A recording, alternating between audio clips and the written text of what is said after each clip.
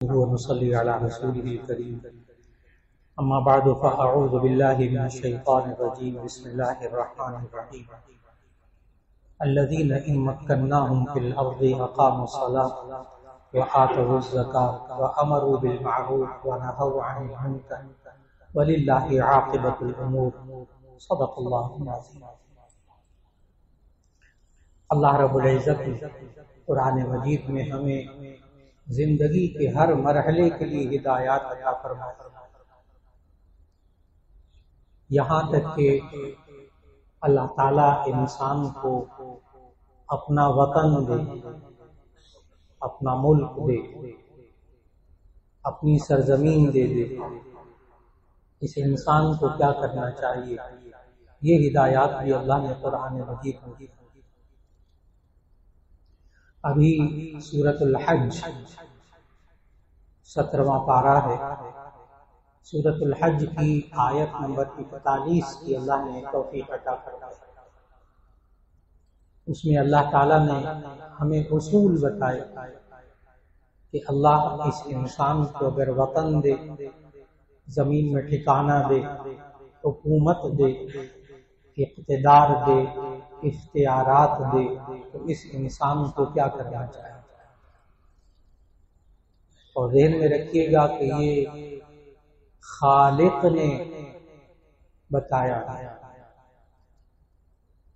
اپنی رائے کوئی انسان، کوئی مفکر، کوئی سوچ کر اپنی رائے دے، وہ بھی بہت اچھی رائے ہوتی ہے، بڑی قابل قدر ہوتی ہے، لیکن ممکن ہے وہ انسان اپنے ماحول کی سوچ سے بات کر رہا ہو، اپنے خیالات ظاہر کر رہا ہو، وہ ایک ملک کے لیے بہتر ہوں، ایک وطن کے لیے بہتر ہوں، دوسرے ملکوں کے لیے ممکن ہے وہ ناقابل عمل ہو، لیکن قرآن تو پوری دنیا کے انسانوں کے لیے، ہر وطن کے لیے، ہر قوم کے لیے۔ اس لیے اللہ نے جو اس میں ہدایات کی وہ بھی ایسی ہیں، ہر رنگ اور نسل، کوئی زبان بولنے والا، کسی خطے کا رہنے والا، ہر ایک کے لیے مختصر سے 4 ہدایات ہیں، کوئی لمبی فہرست بھی نہیں کہ اللہ وطن دے تو ہمیں 4 کام کرنے چاہیے۔ اور آیت کا جب آپ ترجمہ سنیں گے تو معلوم ہوگا کہ یہ 4 کام صرف حکومت کے کرنے کے نہیں، یہ اس وطن میں رہنے والے ہر شخص کی ذمہ داری، کیونکہ ہمارے ہاں یہ ماحول بنا ہوا ہے، ساری الا بلا بگردن حکومت، جس کا اقتدار ہو اسی کو برا بلا کہنا ہے، جو اقتدار سے باہر بیٹھا ہو اس نے دوسروں کو برا بلا کہنا ہے، رواج۔ لیکن خود جو اہل وطن ہوتے ہیں وہ عام طور پر یہ سوال کرتے ہیں ہمیں کیا کرنا چاہیے، ہماری ذمہ داریاں کیا ہیں۔ آج قرآن مجید کی آیت تلاوت کرنے کا مقصد یہی ہے کہ اللہ نے یہ اسلامی جمہوریہ پاکستان کی صورت میں ہمیں ملک دیا، وطن دیا، یہاں آزادی دی، عبادات ادا کرنے کی آزادی، ملکیت کی آزادی، سوچ کی آزادی، مذہبی معاملات کی آزادی، یہاں تک کہ غیر مسلموں کے لیے بھی پاکستان کے اندر آزادی، اور پھر اس کے ساتھ ساتھ ہماری ذمہ داریاں کیا اس وطن کے اندر رہتے ہوئے، اور جن کو اللہ اقتدار دے ان کی ذمہ داریاں کیا۔ اللہ تعالیٰ نے جو آیت میں حکم فرمایا الذین ان مکناہم فی الارض، وہ لوگ کہ جن کو ہم مکان دیں، جگہ دیں، اقتدار دیں، حکومت دیں، وطن دیں، ان کو کیا کرنا چاہیے۔ نمبر 1 الذین ان مکناہم فی الارض، وہ لوگ کہ جن کو ہم زمین میں ٹھکانہ دیں، وطن دیں۔ پہلا کام اقاموا الصلاۃ، نماز قائم کریں، نماز قائم کریں۔ بہت سے حضرات ہوتے ہیں جب یہ باتیں سنتے ہیں نا تو وہ کہتے ہیں مولانا ہم سوچ رہے تھے کہ آپ آج کوئی نئے پوائنٹ بتائیں گے، وہ بیچ میں سے پھر نماز نکل آئی۔ مجھے خود کہتے ہیں مولانا آپ نے بات کو تو ایسے شروع کیا تھا جیسے پتہ نہیں آج کوئی نئے نکات سامنے آئے، اور جب بیچ میں بات آگے چلی تو بیچ میں پھر نماز آ گئی۔ اس کی وجہ عرض کروں، خالی نماز نہیں، اور یہ بات بھی سمجھ میں آ گئی کہ یہ حکومت والوں نے نماز نہیں پڑھنی، وہ تو پڑھیں گے، ان کے ذمہ بھی فرض، اور اہل وطن میں سے ہر ایک پر فرض۔ اس کا اجر اللہ آخرت میں دے گا۔ یہ اقام الصلاۃ کا حکم اللہ نے اہل وطن کو کیوں دیا؟ جب آپ اللہ وطن دے اپنا تو آپ نے کیا کرنا ہے؟ نماز قائم کرنا ہے۔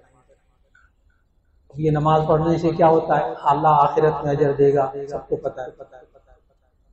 لیکن ہماری اس زندگی پر، اس وطن پر اس کا کیا اثر ہے؟ یہ اللہ نے خود قرآن میں بتایا۔ ہماری نماز پڑھنے سے ہمارے اہل وطن کو کیا فائدہ؟ ہر ایک انسان پاکستان میں رہنے والا، کسی بھی وطن میں رہنے والا چاہتا ہے کہ میرے ساتھ برا سلوک نہ کیا، میرے بچوں کے اندر یہ برائی نہ پائی جائے، میرے بچیوں کے اندر یہ برائی نہ پائی جائے، ہمارے اندر سے برائی کا خاتمہ ہو جائے۔ ہر ایک شخص چاہتا ہے، ہر صحیح العقل شخص چاہتا ہے میں جس دفتر میں کام کرتا ہوں وہاں برائیاں نہ ہو، خیانت وہاں نہ ہو، جھوٹ وہاں نہ ہو، چوری وہاں نہ ہو، بددیانتی وہاں نہ ہو۔ کون نہیں چاہتا؟ ہر ایک چاہتا ہے۔ ہر ایک چاہتا ہے کہ میری فیکٹری ہے، میرا ادارہ ہے، میرا دفتر ہے۔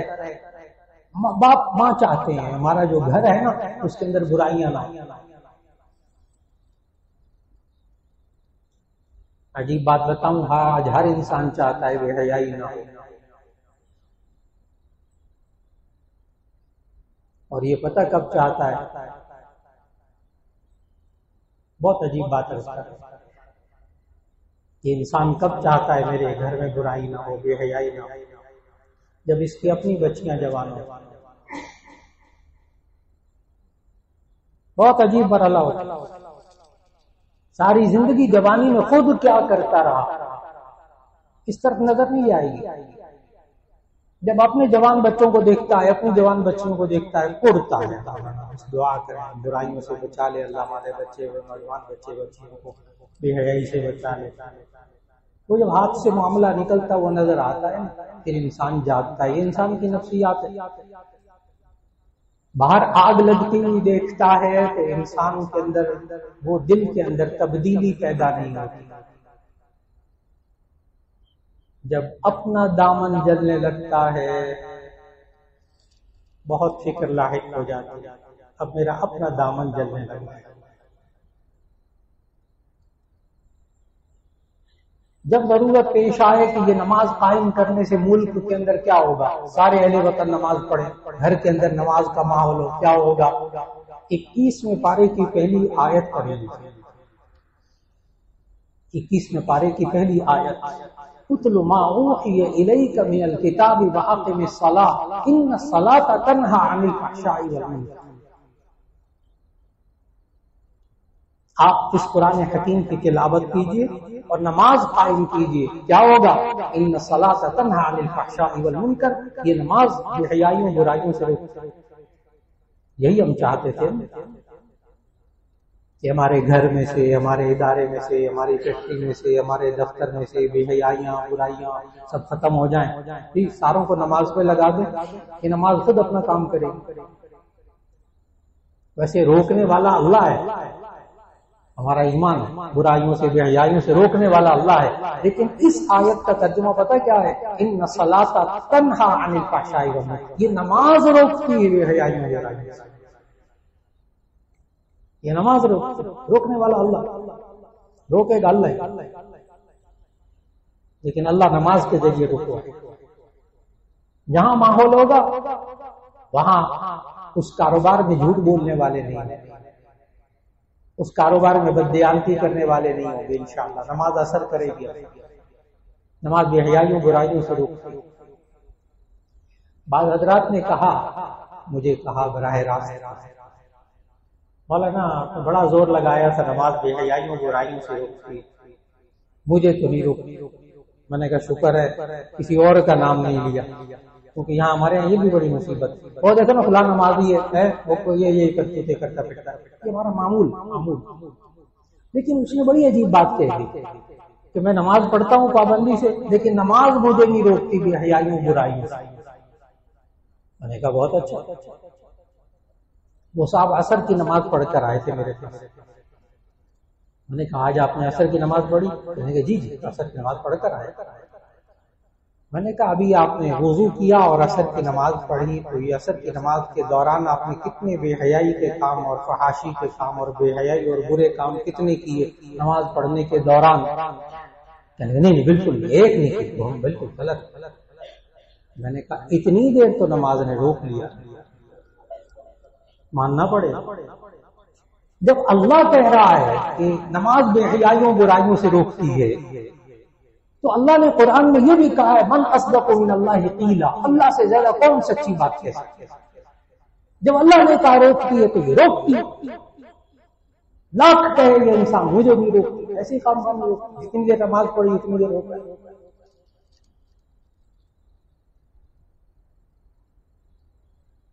ایک دفعہ یونیورسٹی کے اندر اسی طرح ایک طالب علم نے کہہ دیا سر ہم نمازیں پڑھتے ہیں، یہ نمازیں ہمیں برائیوں سے نہیں روکتی. وہاں بھی یہ موضوع ایک دفعہ چلا تو لڑکوں نے سوال کر دیا. ویسے بھی یہ تکلف ہوتے ہیں کالج یونیورسٹی کے لڑکے، جامعہ شفیع کے بیچارے تو اس قسم کے سوال ہی نہیں کرتے کہ ہمیں تو نہیں روکتی.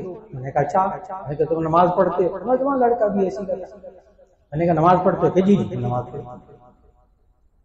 میں نے کہا اگر تم 5 وقت نماز مسجد میں پڑھتے ہو اپنے محلے کی، گارنٹی ہے اس بات کی کہ تم صبح لڑکیاں جب جاتی ہیں کالج تم اس بس اسٹاپ پہ کھڑے نہیں ہوتے، سوال ہی پیدا نہیں ہوتا. دعویٰ ہے میرا 5 وقت محلے کی مسجد میں نماز پڑھنے والا لڑکا صبح سویرے کالج جانے والی لڑکیوں کے انتظار میں بس اسٹاپ پہ کھڑا نہیں ہوگا. کر کے دیکھ کہیں اور کھڑا ہو جائے، وہاں نہیں کھڑا ہوگا. سوال ہی کہنے کا بالکل بالکل یہ تو ہے بالکل. اور لڑکے کھڑے ہوتے میں نہیں کھڑا ہوں، کھڑے ہو. میں نے کہا اچھا دیکھو تم نماز پڑھنے کے بعد 5 وقت نماز پڑھنے کے بعد نکلتے ہو، مجھے بتاؤ کہ آدھے گھنٹے تک کم از کم 15-20 منٹ نماز پڑھنے کے بعد گھر جاتے ہو، کسی کا گریبان پکڑا، کسی کو مکے لگائے، کسی کو گالیاں نکالی، کچھ پورا مہینہ پیچھے یاد کرو. کہنے کے بالکل. میں نے کہا نماز نے بچایا. نوجوان نماز پڑھ کے مسجد سے باہر نکلے تو باہر نکل کر گالیاں نکالے، سوال ہی پیدا نہیں. باہر نکل کر گریبان پکڑ کر مکے مارے گا، سوال ہی پیدا نہیں. نماز اپنا اثر کرتی ہے جناب، نماز اثر کرتی ہے. ان الصلاۃ تنہی عن الفحشاء. یہ خالق ہمیں طریقہ بتا رہا ہے بے حیائی اور برائیوں سے کیسے بچا جا سکتا ہے. گھر میں نماز کا ماحول بنا لے، 5 وقت ماں نماز پڑھتی ہو، 5 وقت باپ نماز پڑھتا ہو. کم از کم ان اوقات میں بے حیائی کے کام گھر میں نہیں ہوں گے اور اس کے آگے پیچھے بھی نہیں ہوں گے انشاءاللہ. فرق پڑے گا. یہ خالق نے کہا. تو صرف حکومت نے کام نہیں کرنی، صرف حکومت نے کام نہیں کرنے یہ والے 4 کام جو اللہ نے بتائے یہ انسانوں نے کرنے، اہل وطن نے کرنے. اور آسان کام ہے، کوئی مشکل نہیں. 5 وقت نماز.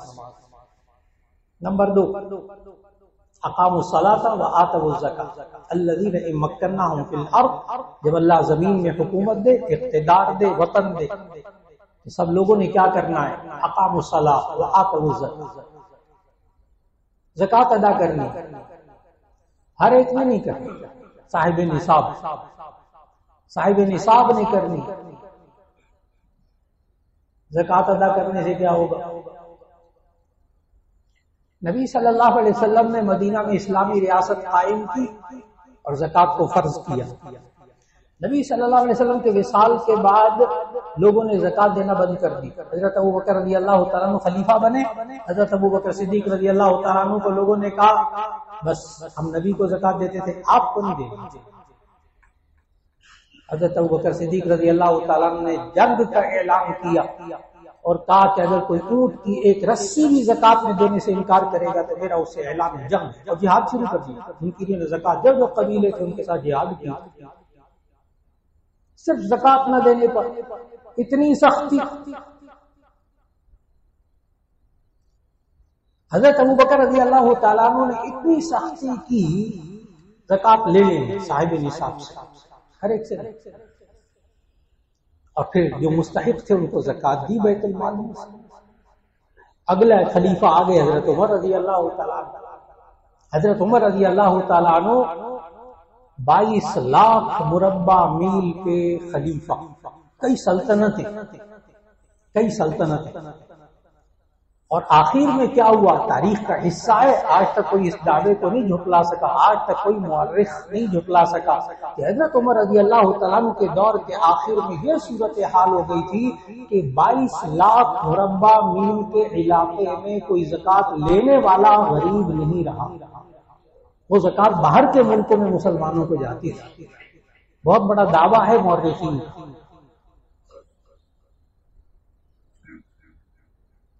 یہ نہیں ہے وہاں کوئی بھوکا نہیں سوتا تھا، 2 وقت کی روٹی ملتی تھی، کوئی غریب نہیں ہوتا تھا. جو قرآن نے اور حدیث میں نبی صلی اللہ علیہ وسلم نے جو غریب کی تعریف بتائی ہے نا، فقیر کی، وہ تعریف سننے والی ہے. جو دور فاروقی میں نہیں رہا تھا، بتا رہا ہوں کہ اگر وطن میں زکات ادا کرنے کا نظام صحیح طریقے سے قائم ہو جائے تو کیا ہوتا ہے. یہ نہیں 2 وقت کی روٹی بس، بھوکا کوئی نہیں سوتا تھا اور جناب غریب کوئی نہیں ہوتا تھا. وہ غریب کی تعریف بھی سنے غور سے. فقیر کون ہوتا ہے؟ جہاں سورہ توبہ کی آیت نمبر 60 میں اللہ تعالیٰ نے 8 مصرف بتائے زکات کے، انما الصدقات للفقراء والمساکین والعاملین علیہا. وہاں فقیر کی ڈیفینیشن تمام مفسرین نے لکھی ہے، وہی تعریف. فقیر کس کو کہتے ہیں اور غنی کس کو کہتے ہیں؟ فقیر کس کو کہتے ہیں؟ غنی. یعنی محتاج کس کو کہتے ہیں؟ مالدار کس کو کہتے ہیں؟ بہت واحد لائن ہے شریعت کے اندر. جو صاحب نصاب ہے وہ غنی ہے، جو صاحب نصاب نہیں وہ فقیر ہے. آپ اس کو زکات دے سکتے ہیں. اب بات کو بڑی گہرائی سے سمجھنا.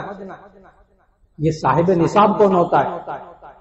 نبی صلی اللہ علیہ وسلم نے بتایا جس کے پاس 52.5 تولہ چاندی. نبی صلی اللہ علیہ وسلم نے جامع ترمذی کی حدیث میں تولے نہیں بتائے، 200 درہم بتائے. 200 درہم. 1 درہم 3 گرام 62 ملی گرام چاندی کا، 612 گرام چاندی، جس کو آپ 52.5 تولہ کہتے ہیں. آج کا ریٹ چاندی کا 2800 روپیہ. آج کا چاندی کا ریٹ 2800 روپے. 52.5 تولہ چاندی بنے گی 1,47,000 روپے. 1,47,000 روپے.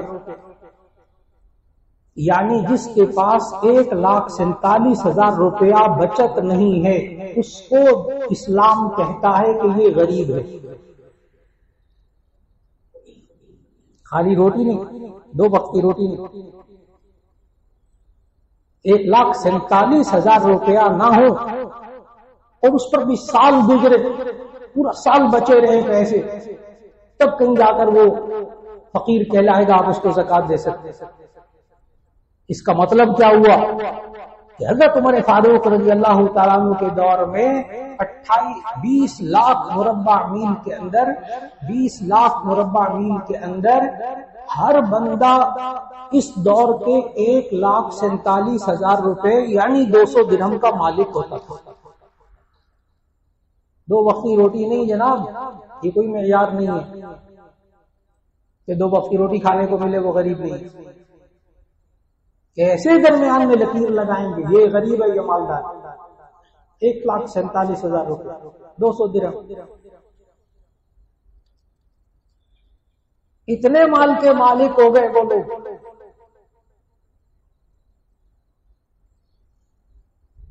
مولانا یہ تو اونٹوں کے دور کی بات ہے، آج کے دور کی بات ہے. کیا ممکن ہے پورے ملک میں غریب نہ رہے؟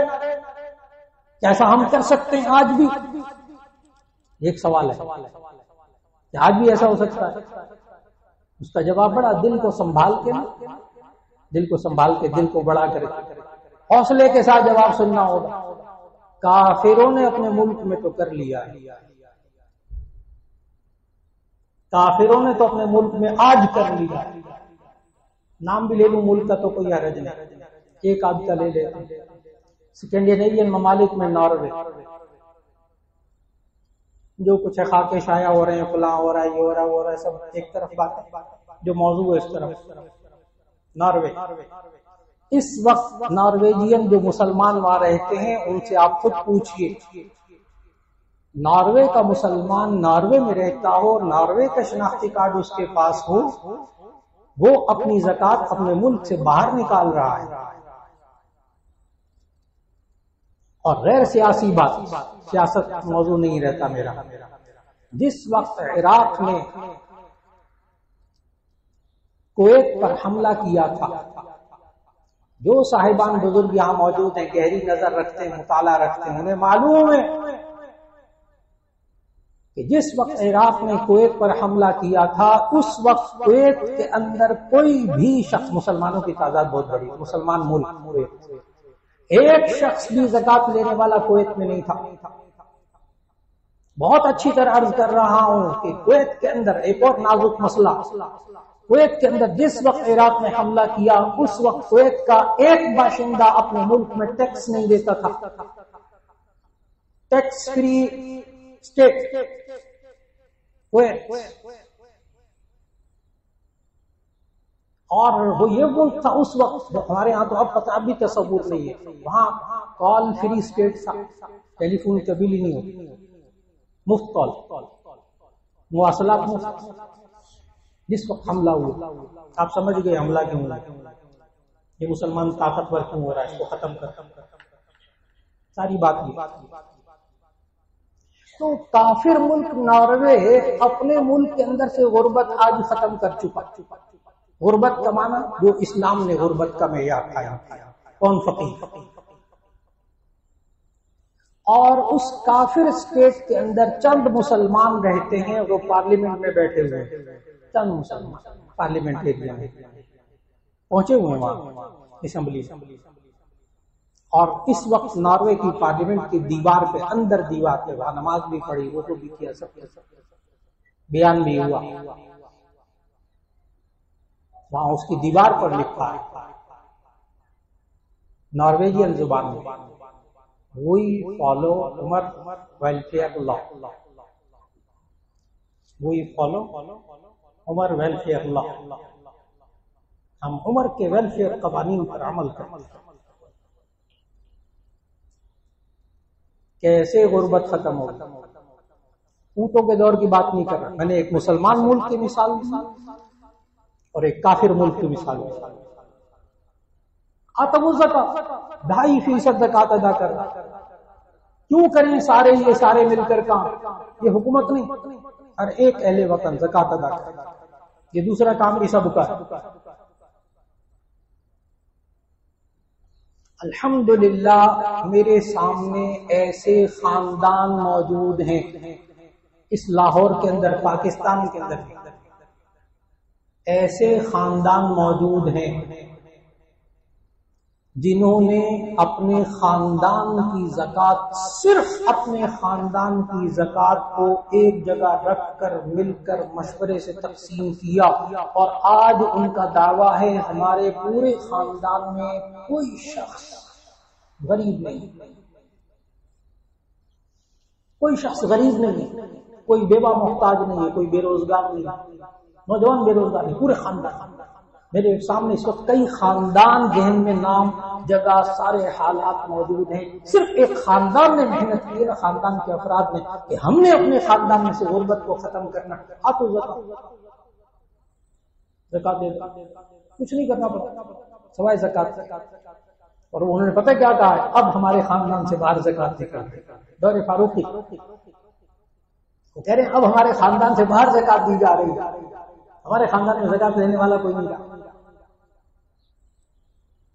جب اللہ حکومت دے، اللہ وطن دے، تو کیا کام؟ نمبر 1 اقام الصلاۃ، نمبر 2 زکوٰۃ ادا کرنا، نمبر 3 امروا بالمعروف، نیکی کا حکم دو، نیکی کا حکم دو، خود بھی کرو، چلو خود تو کرنا ہی ہے، نیکی کا حکم دو، ونہوا عن المنکر، اور بری باتوں سے لوگوں کو روکو۔ کیسے روکے؟ کیسے روکے؟ نبی صلی اللہ علیہ وسلم اس کا بھی طریقہ بتایا۔ یہ نہی عن المنکر کیسے کریں؟ بعض لوگ ہوتے ہیں حدیث یہ آیت سنتے ہیں کہتے ہیں مولانا پھر ہم بھی ڈنڈا اٹھا لیتے ہیں، ڈنڈا نہیں اٹھانا، اس کا طریقہ بھی نبی صلی اللہ علیہ وسلم نے سمجھایا۔ نہی عن المنکر کے لیے بھی نبوی طریقہ، اپنے جذبات میں، اپنے جذبات میں، اپنی خواہشات، اپنا جذبہ، اپنا غصہ وہ سنبھال کے رکھیں، اس کو بھی، غصے کو بھی نبوی طریقے کے مطابق۔ برائی سے کیسے روکیں؟ کوئی بندہ جو اب طریقے نبی صلی اللہ علیہ وسلم نے بتائے، ایک بندہ نہیں کھڑا ہو کے کہہ سکتا کہ میں یہ نہیں کر سکتا، میں بے بس۔ نبی صلی اللہ علیہ وسلم نے فرمایا من رأى منکم منکرا فلیغیرہ بیدہ، جو شخص تم میں سے برائی دیکھے اسے چاہیے زور بازو سے روکے، فإن لم يستطع فبلسانہ، یہ نہیں کر سکتا تو زبان سے روکے، بیٹا یہ نہ، اور کچھ نہیں کہنا، بیٹا یہ نہ، بیٹا یہ اچھی بات ہے، یہ گناہ کی بات ہے، زبان سے کہنا۔ یہ بھی نہیں کہہ سکتے ومن لم يستطع فبقلبه، یہ بھی نہیں کر سکتے، زبان سے بھی نہیں کہہ سکتے، ہاتھ سے بھی نہیں روک سکتے، فبقلبه، دل سے اس برائی کو برا سمجھے۔ اب کوئی اٹھ کے کہہ دے مولانا میں تو دل سے بھی برا نہیں سمجھ سکتا، مجبور ہے، انا للہ و انا الیہ راجعون، دل سے برائی کو برا سمجھے، کیا مطلب؟ اس برائی میں خود شریک نہ ہو، مہربانی۔ دل سے برا سمجھنے سے کیا ہوگا؟ یہ انسان خود اس برے کام کو برا سمجھے گا تو شریک تو نہیں ہوگا بیچ میں، اور یہاں سے اصلاح شروع ہوگی، یہاں سے ملک بننے شروع ہوگی۔ آج جس ملک نے ترقی کی ہے نا، کافر ملک، کافر ملک، دہریہ ملک، جس نے ترقی کی ہے آج امر بالمعروف اور نہی عن المنکر کے ذریعے، گھس جائیے ملکوں کے اندر، ان کے نظاموں میں گھس جائے کہ وہ خود جس چیز کو برا سمجھتے ہیں اس کو روک کے دکھائے، اور جس چیز کو اچھائی سمجھتے ہیں اس کو کروا کے دکھائے۔ مانے کوئی ایئرپورٹ پہ یہاں سے روانہ ہونے کے بعد سے لے کر اس ملک میں اترنے تک ایسے بندے بن کے رہتے ہیں۔ میں نے کہا ایئرپورٹ سے اترنے سے لے کر واپسی تک ایسے بندے بن کے ان ملکوں میں رہتے ہیں۔ وہ امر بالمعروف، میں نے کیا کرا، وہاں شراب نہیں، زنا نہیں ہے، فلاں نہیں۔ میں نے کیا کہا، جس چیز کو وہ اچھا سمجھتے ہیں اس پر وہ عمل کروا کے دکھاتے ہیں، اور جس چیز سے انہوں نے روکا ہے پھر روک کر دکھاتے ہیں۔ انصاف سب کے، انصاف سب کے، روک ٹوک سب کی، سب بندہ بن کے رہتے ہیں۔ اللہ نے ہمیں پیارا وطن دیا، اللہ ہمیں اسلامی جمہوریہ پاکستان کے اندر ہر بندے کو اپنا کردار ادا کرنے کی توفیق، ہر بندے کو اقام الصلاۃ، نماز قائم کرنا، زکوٰۃ ادا کرنا، امر بالمعروف نہی عن المنکر، اللہ توفیق دے، اس ملک کی تقدیر سنور جائے گی انشاءاللہ۔ وآخر دعوانا ان الحمدللہ۔ ماشاءاللہ ہمارے استاد محترم بہت اچھے انداز میں جشن آزادی کو کس طریقے سے منانا چاہیے اس کو بیان فرما رہے تھے۔ ہم اس عہد کو دہراتے ہیں کہ وطن عزیز کی خاطر تن من دھن سب کچھ قربان کر دیں گے، اس کا نام روشن کریں گے اور اس کی ترقی کے لیے ہمیشہ صدق دل سے کوشش کریں گے۔